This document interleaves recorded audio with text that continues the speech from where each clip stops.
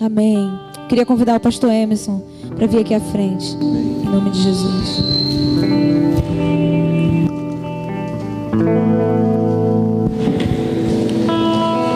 Glória a Deus. Opa. Amém. Louvado seja o nome do Senhor, querido. Uma bênção dos céus. Uma bênção dos céus louvarmos o nome dEle e reconhecer que o Senhor fala conosco. Hoje é a primeira noite do Congresso de Despertamento Espiritual de Jovens. A gente tem falado, já tivemos, esse é o quarto, ao longo do ano. No início do ano tivemos o Despertamento Espiritual Mulheres, depois o Despertamento Espiritual Família, Despertamento Espiritual Homens, e hoje é a primeira noite do Congresso de Despertamento Espiritual de Jovens. E os jovens estão à frente, organizaram, montaram, se mobilizaram, ficaram ontem aqui até tarde da noite fazendo o que tinha que fazer, ainda voltaram hoje. Louvado seja o nome do Senhor. Nessa noite nós temos a palavra com o pastor Juliano. Eu queria convidar o pastor Juliano a já se chegar. Amém.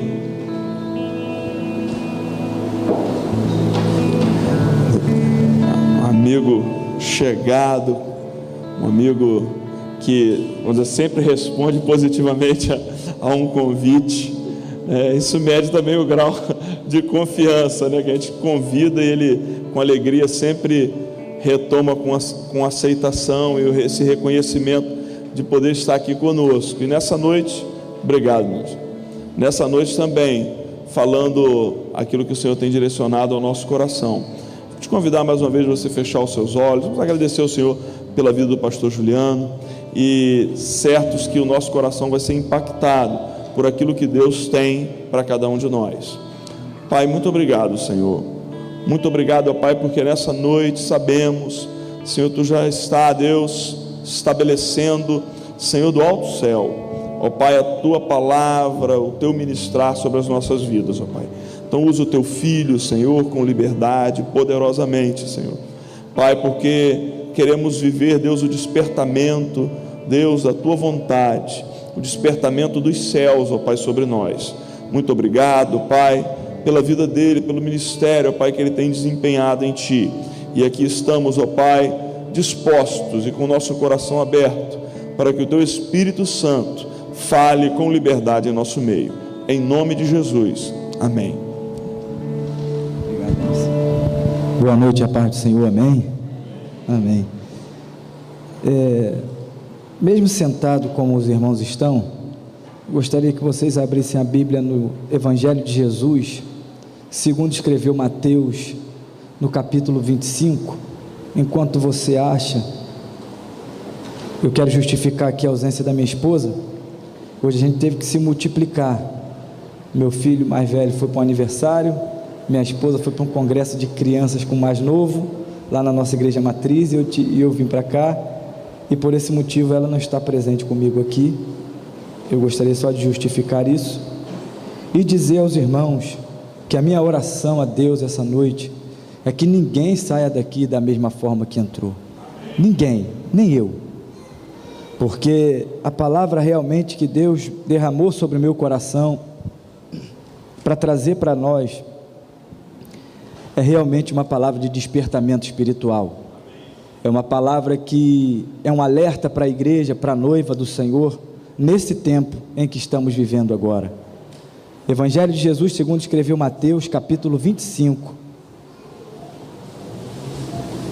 a partir do versículo 1 até o versículo de número 13. Evangelho de Jesus, segundo escreveu Mateus, capítulo 25, do versículo 1 ao versículo 13. A palavra do Senhor diz assim: Então o reino dos céus será semelhante a 10 virgens que, tomando as suas lâmpadas, saíram ao encontro do noivo. 5 delas eram insensatas e 5 prudentes. Ora, as insensatas, tomando as lâmpadas, não levaram azeite consigo. As prudentes, porém, levaram azeite em suas vasilhas, juntamente com as lâmpadas. Tardando o noivo, cochilaram todas e dormiram. Mas à meia-noite ouviu-se um grito: eis o noivo, saí-lhe ao encontro. Então todas aquelas virgens se levantaram e, preparando as suas lâmpadas, e as insensatas disseram às prudentes: dai-nos do vosso azeite, porque as nossas lâmpadas estão se apagando. Mas as prudentes responderam: não, pois de certo não chegaria para nós e para vós. Ide antes aos que vendem e comprai-o para vós. Tendo elas ido comprá-lo, chegou o noivo, e as que estavam preparadas entraram com ele para as bodas, e fechou-se a porta. Depois vieram também as outras virgens e disseram: Senhor, Senhor, abre-nos a porta. Ele, porém, respondeu: em verdade vos digo que não vos conheço. Vigiai, pois, porque não sabeis nem o dia e nem a hora. Só até aqui, queridos. Interessante que o evangelho que Mateus escreveu, ele escreveu para os judeus. E os judeus, os mestres judeus, eles eram muito interessados em contos, em parábolas. A parábola vem de uma tradução grega, parabole, e ela é uma comparação entre duas coisas. Simplificando a teologia, parábola é uma comparação de verdades espirituais sendo aplicadas a elementos naturais. Ou seja, o Senhor Deus, falando da parábola da semeadura, ele usa a terra, ele usa a agricultura, ele usa coisas terrenas para derramar sobre o nosso coração verdades espirituais, para que nós pudéssemos entender aquilo que ele queria nos transmitir. Porque se o Senhor nos transmitisse as verdades espirituais como elas são, a nossa mente não teria capacidade de compreender aquilo que ele queria nos explicar. Por isso, ele usa de algumas alegorias, e uma delas é a parábola.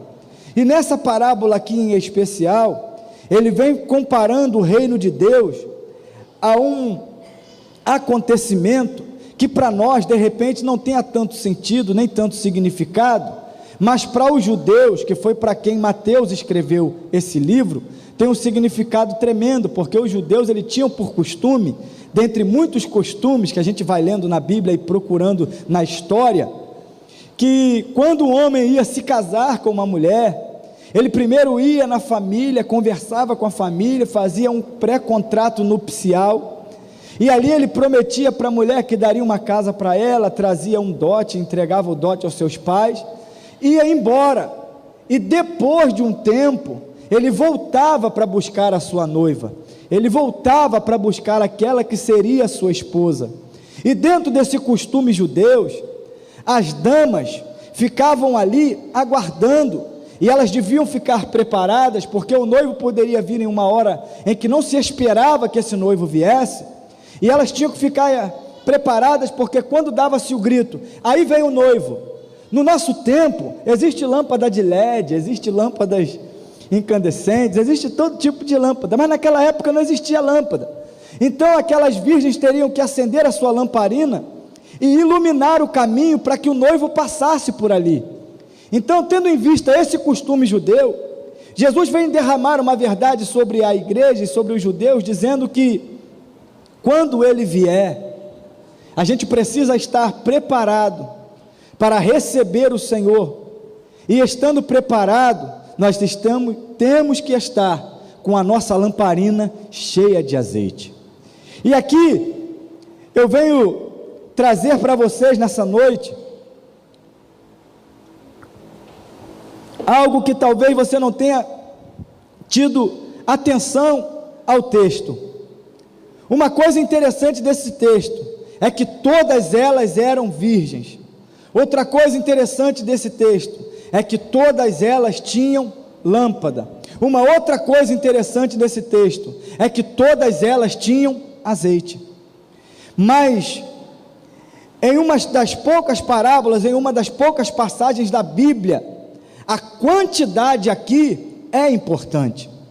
Se nós olharmos para a história de Gideão, quando ele vai para a batalha e tinha lá um monte de gente na batalha de Gideão, E a gente sempre acha que o número vai impressionar quando se fala de exército. Deus fala para ele: olha, tem muita gente aí, começa a diminuir. E foi diminuindo, chegou a 300, e Deus fez Gideão vencer aquela batalha só com 300. Só que nessa passagem aqui em especial, a quantidade é importante para a nossa vida. Quantidade de quê, pastor? Quantidade de azeite. O azeite na Bíblia, ele servia para, dentre algumas coisas, curar feridas, untar as feridas, untar as ovelhas, e também servia como um combustível incandescente para iluminar essas lamparinas. Interessante também nessa passagem bíblica é que à meia-noite teve um grito: aí vem o noivo. Engraçado que todas as vezes que acontece como aconteceu o 11 de setembro, que acontece como aconteceu o tsunami na Ásia, a igreja parece que desperta para alguma coisa, e alguém começa a dizer: olha, Jesus está voltando, Jesus está voltando. As pessoas começam a meio que se prepararem para a vinda de Jesus, as pessoas vêm meio que buscar mais a presença de Deus, mais por medo de ficar no arrebatamento, do que por amor de servir a Cristo de todo o seu coração. O interessante de ter azeite na lamparina, não é somente para que quando o noivo vier, ache você aceso na presença dele, é para guiar outras pessoas em direção ao noivo, é para acender a luz no meio das trevas desse mundo que vivemos, para que outras pessoas, ao verem a sua luz brilhando, queiram ter na sua alma a luz que você tem, queiram ter na sua vida o compromisso que você tem com o noivo, queiram ter na sua família a bênção que você tem na sua.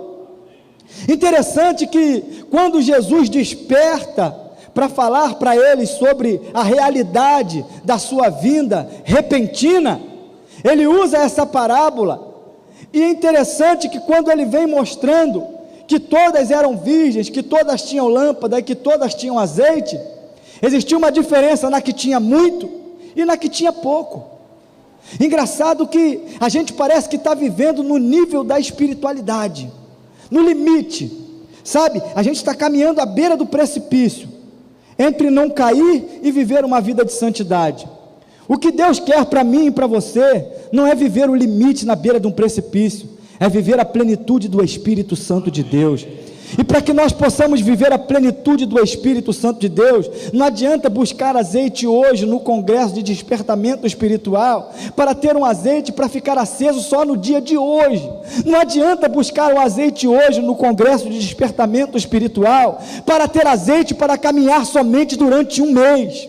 O que o Senhor está aqui nos alertando, e é um despertamento, e é um sacudir para a igreja nesse tempo, não só a Igreja Batista na Praça Cruzeiro, mas para a noiva do Cordeiro, é que nós venhamos encher a nossa lamparina de azeite, porque o noivo está voltando, e precisamos iluminar o caminho para o noivo.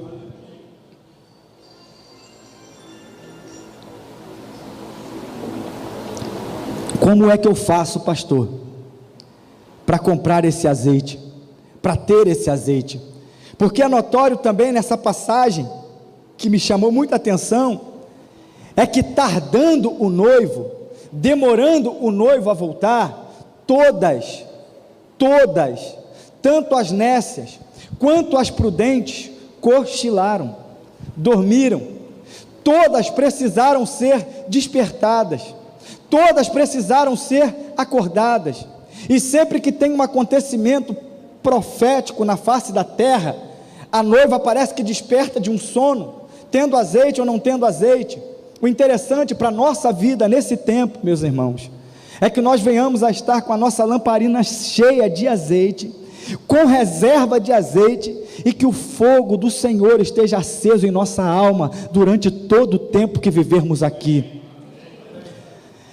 Eu conversei isso com o pastor Emerson, e converso isso com tantos outros pastores que eu encontro, e a gente falava do desafio de hoje, não só a juventude, mas às vezes pessoas também de meia idade, de muita idade, manter acesa essa chama no coração. E muitas igrejas promovem encontros, não sou contra, a minha trabalha com encontro também, e outras retiros, não sou contra, a minha também trabalha com retiros, mas nós não podemos ficar reféns desse tipo de coisa, desse tipo de trabalho. Esses encontros, esses retiros que são bênção na nossa vida, tem que ser tão somente para completar o azeite que nós ainda temos, e não para trazer azeite para a nossa lamparina, porque nós não podemos andar vazios. Vocês estão entendendo o que eu estou dizendo nessa noite? Nós não podemos caminhar vazio. É como um carro sem gasolina, é como um carro sem combustível. Você pode virar a chave quantas vezes você quiser, ele não vai andar. Assim é a vida do crente quando não tem a presença do Senhor, quando não tem o Espírito de Deus. O azeite também simboliza o Espírito Santo de Deus. A Bíblia, ela vai dizer lá em Levítico, que o fogo arderá continuamente sobre o altar e não se apagará. O fogo é uma propriedade divina. Quem derrama fogo é Deus. Vemos lá o exemplo do profeta contra os 450 profetas de Baal. Ele fez um desafio e disse: olha, o Deus que responder com fogo é o Deus de Israel. Nós vemos lá no Pentecostes, línguas como que de fogo. Nós vemos o fogo sendo representado pelo Espírito Santo. E o que aconteceu ali? Nesse momento em que Deus fala que a chama arderá continuamente sobre o altar, Deus diz assim para a igreja: fogo nunca vai faltar, porque eu sou aquele que provê o fogo. O que muitas das vezes falta é combustível para esse fogo acender. Porque para que aquela chama se acendesse em Levítico, o sacerdote toda manhã tinha que ir lá retirar a cinza que ficava no altar, colocar a lenha nova, para que na lenha nova viesse o fogo e acendesse. O nosso problema é que a gente vive de cinza, meus irmãos. O que é viver de cinza, pastor? Lembra daquele congresso lá em 1997, em que aquele pastor lá da Paraíba esteve aqui pregando? Olha que congresso, chega a me arrepiar quando eu lembro daquele congresso. Irmãos, o fogo de Deus é para hoje. Amém. O fogo de Deus é para já. A obra de Deus na sua vida, jovem, não vai demorar 10 anos para acontecer. Deus quer você para agora. Deus quer a sua lamparina cheia agora. Não adianta você achar que mas tem muita gente ainda. Não tem. Deus quer te usar agora, para a sua geração, para esse tempo. Agora é necessário que tenha azeite dentro da sua lamparina, para que quando o noivo vier, ou para que quando o noivo vier procurar, ali dizia que o noivo vinha procurando, porque quando estava muito de noite, não tinha GPS, não tinha nada disso, ele vinha procurando, não tinha rua tal, ele vinha tateando, mas quando ele via a luz lá embaixo, ele sabia que era lá que estavam as virgens, e era lá que ele tinha de ir. O noivo, quando ele olha para esse mundo de trevas, Jesus, quando ele olha para esse mundo de trevas, a única coisa que Jesus consegue enxergar é a nossa luz brilhando e atraindo a sua presença, atraindo a sua graça, atraindo a plenitude do teu Espírito sobre a nossa vida. Agora, uma vez que nós somos virgens, temos lâmpada, mas não temos azeite, não adianta nada. Ser virgem, ter lâmpada e não ter azeite, não adianta nada. O que você está dizendo, pastor? Eu frequento a igreja quarta, domingo, pequeno grupo, escola dominical, não falta uma. Virgem, lâmpada, mas e aí? E o azeite? E aquilo que é o combustível para Deus acender você? E aquilo que é o combustível para Deus ver em você uma brasa, um tição tirado do fogo? Alguém que ele possa olhar e ver você fervendo na presença dele, alguém que o inimigo possa olhar e dizer assim: não, nesse jovem aí eu não posso nem chegar perto, porque existe alguma coisa nele que queima quando eu chego perto. Alguém que a sociedade possa olhar e dizer assim: olha, eu queria que o meu filho fosse como você é, eu queria que o meu filho fosse como você. Tenta levar ele com você em algum lugar que você vai, tenta mostrar para ele o caminho que você segue, porque eu queria que ele fosse como você. Nós precisamos ser exemplo para a nossa geração, essa geração de Pokémon Go, essa geração de Facebook, WhatsApp, essa geração de pessoas que estão a cada vez mais empobrecendo na sua cultura, em que não leem mais o que tem que ler, frases prontas, crentes Facebook, copiar e colar, Irmãos, isso nunca vai trazer azeite para a sua lamparina, isso nunca vai encher a sua alma do Espírito Santo. Vi uma frase tão legal, vou compartilhar. Deus não quer você copiando e compartilhando frase de ninguém, não. Deus quer encher o seu coração de frases espirituais, para que você seja aquele que escreva essas frases, para que você seja aquele que vai promover o avivamento na sua cidade, na sua igreja. Deus não quer que você seja dessa geração de copiar e colar. Desculpa se alguém aqui fica correndo atrás de Pokémon, me perdoe, mas é uma idiotice muito grande, me perdoe, irmãos. Eu preciso falar porque essa é uma realidade. Aí você diz assim: pastor, como que eu faço para comprar esse azeite? Vou fazer uma alegoria, uma figura de linguagem. Quando nós lemos a palavra de Deus, o nosso estoque de azeite começa a encher. Quando nós pecamos, o nosso estoque de azeite começa a baixar. Quando nós oramos, o nosso estoque de azeite começa a aumentar. Quando nós deixamos de orar, o nosso estoque de azeite começa a diminuir. Então, cada coisa espiritual que você faz e promove para Deus, vai trazendo mais azeite, tanto para a sua lamparina, quanto para a sua reserva. Quanto menos você faz para Deus, e quanto menos você busca as coisas de Deus, mais vai esvaziando a sua lamparina e reserva, nem vou dizer, porque tem muitos que nem tem mais. Então, se você fica correndo atrás de Pokémon, se você perde 2, 3, 4 horas no Facebook, estou sendo generoso, se você fica o dia inteiro, o tempo todo no WhatsApp, com aquela preocupação terrível, você pode esquecer tudo, até a carteira de habilitação, mas se esquecer o celular, você fica maluco, perturbado. Como que Deus, que é aquele que é o provedor do fogo, vai encontrar combustível para acender em uma geração, aonde se perde 4, 5 horas, vendo a vida dos outros, fuxicando a vida dos outros, postando as coisas dos outros, fazendo fofoca da vida dos outros, e tem ainda o disparate de chegar e falar: e aí, irmão, você está lendo a Bíblia? Ih, pastor, eu não tenho tempo, o dia é muito corrido, é muita coisa para fazer, eu estou estudando, fazendo faculdade, trabalho de dia, eu não tenho tempo.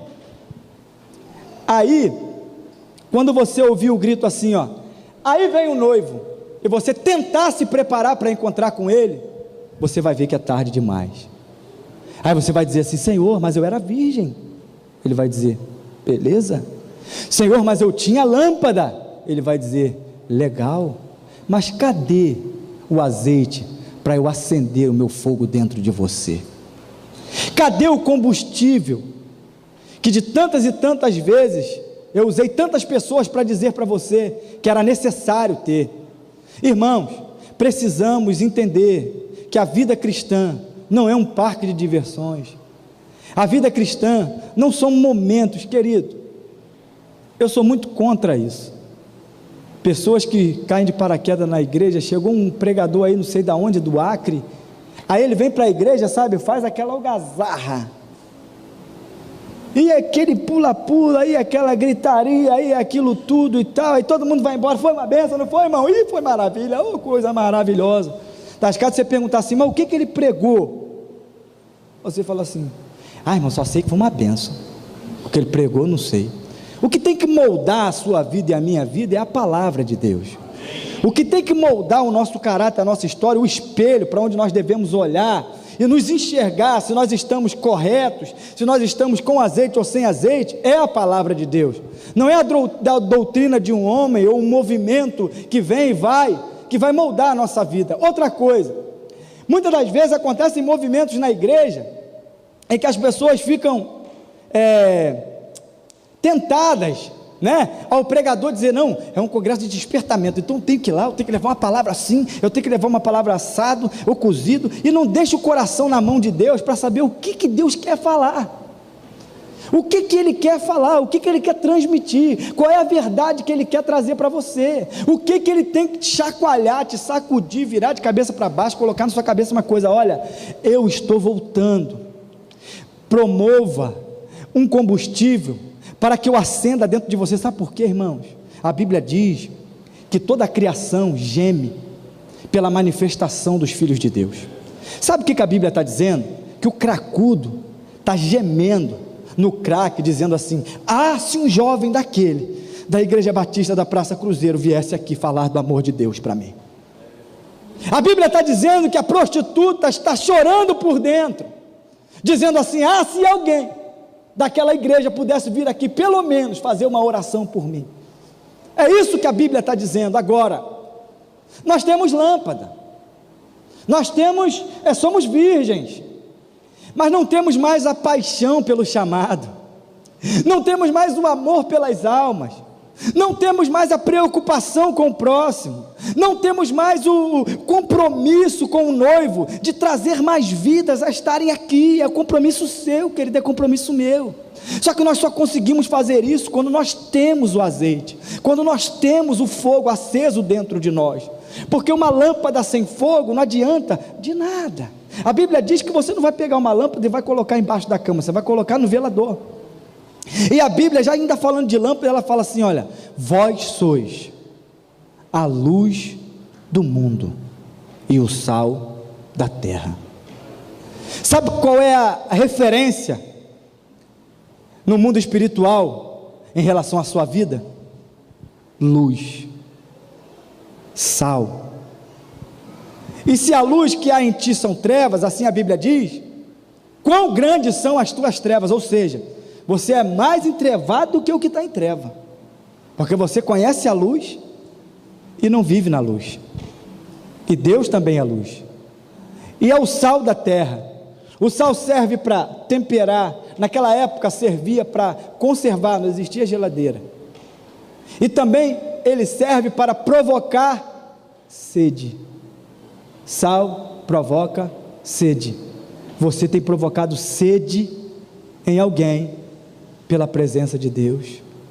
Alguém olha para você e diz assim: olha, como eu queria ser igual a você, como eu queria ter o que você tem. Eu já tive a felicidade,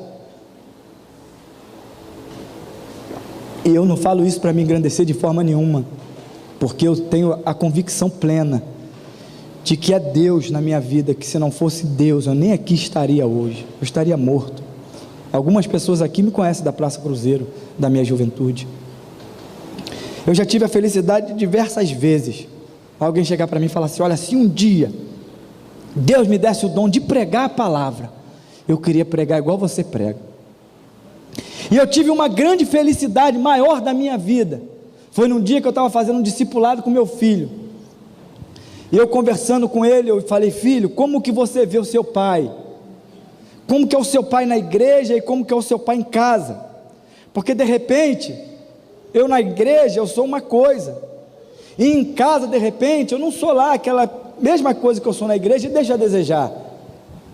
Aí ele falou assim: pai, isso foi há pouco tempo, quando ele era muito menor ainda, ele pediu para mim um dia o telefone do céu, quando ele era muito pequenininho. Aí eu falei assim: para que você quer o telefone do céu?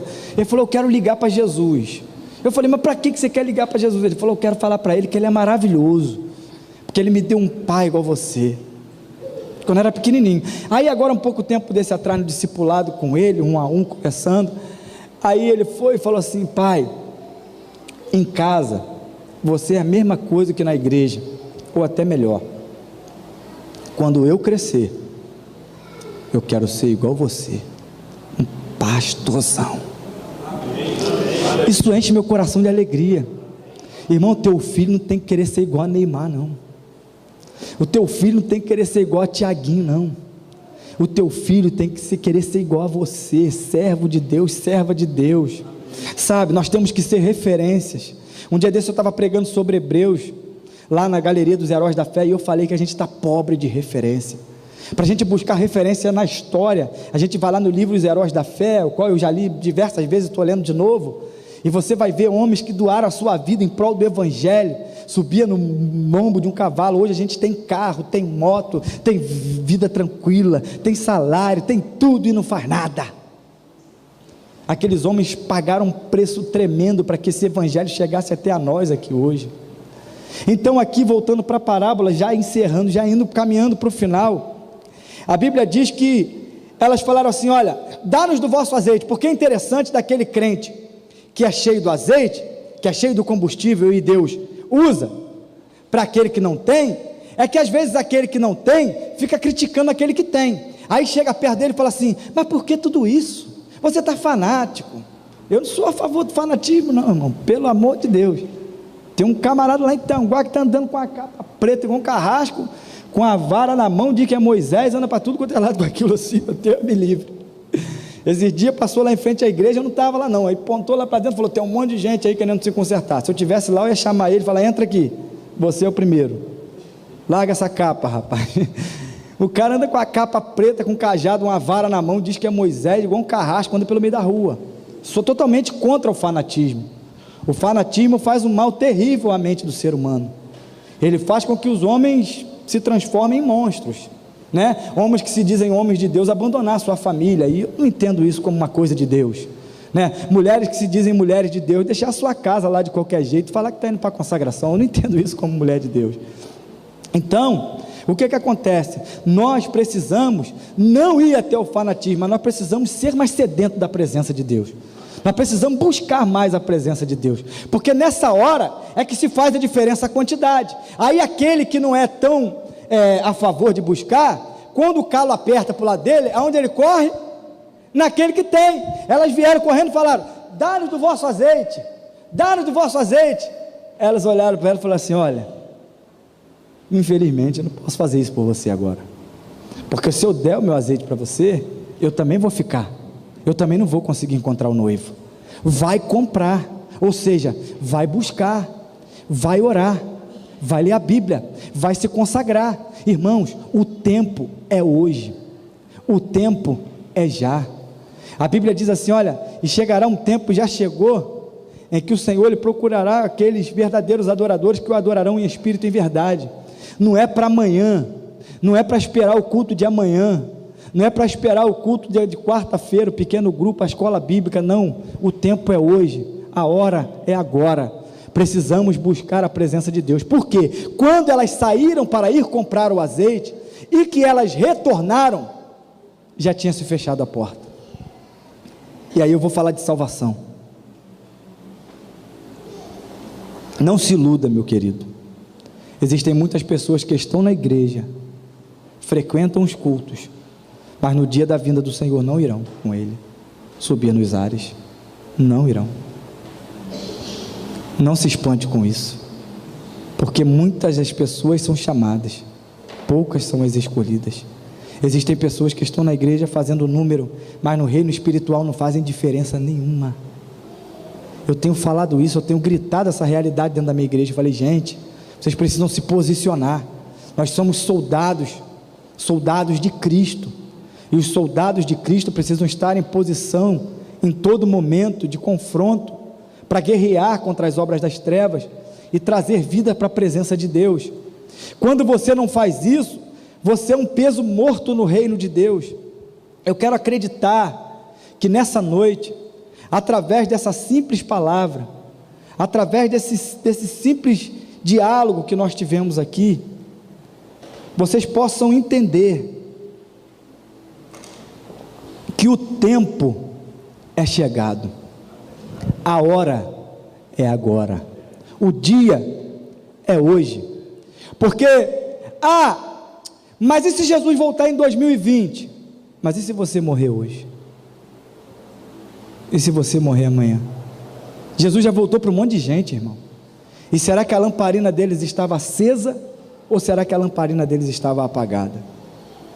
Essa mensagem de hoje não traz ibope para muita gente, e eu estou pouco me lixando para isso.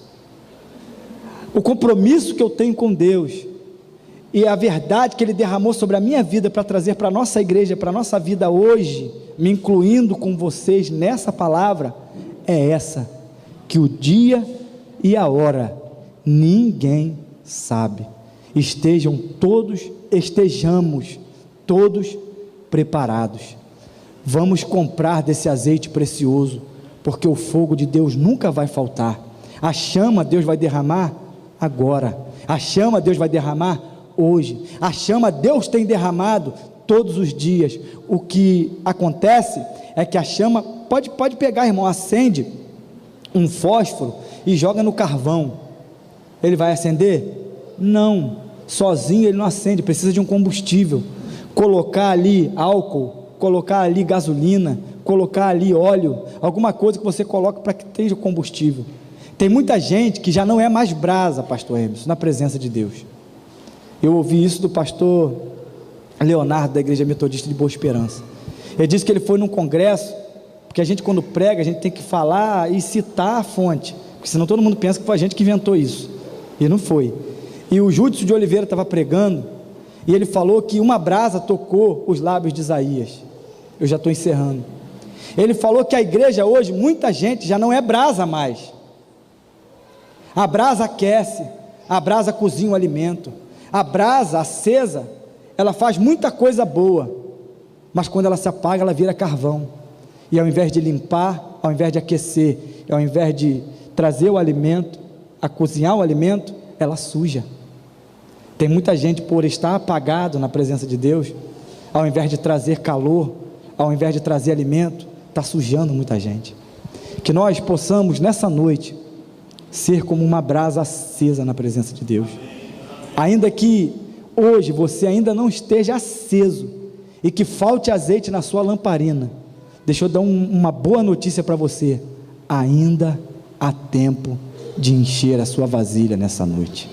Que o bom Deus possa abençoar a vida de cada um de vocês, e que o Espírito Santo possa falar no seu coração de forma poderosa, e que essa mensagem venha estar reverberando na sua alma, no decorrer, não só hoje, mas amanhã e durante toda a semana, e que você possa carregar para a eternidade essa palavra, tá bom? Obrigado pela oportunidade, em nome de Jesus.